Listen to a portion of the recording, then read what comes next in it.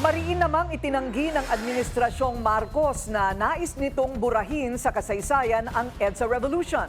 Ayon kay Palace Press Officer at PCO Undersecretary Claire Castro, hindi pinigilan ni PBBM kailanman ang anumang paggunita sa People Power Anniversary na nagpatalsik sa kanyang ama. Ipinagtanggol din ni Castro ang Special Working Day na idineklara ngayong February 25.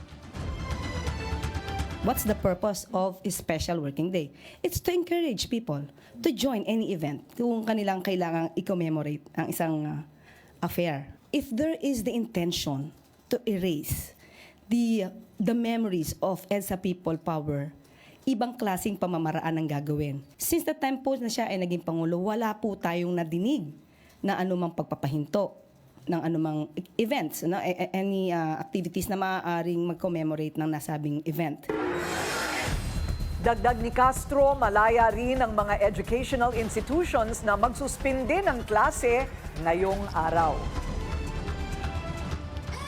The freedom to do that. Kaya po hindi natin sinasabing ang Pangulo ay humahadlang sa anumang balaki ng anumang organisasyon, universidad, sa kanilang mga gagawing activities.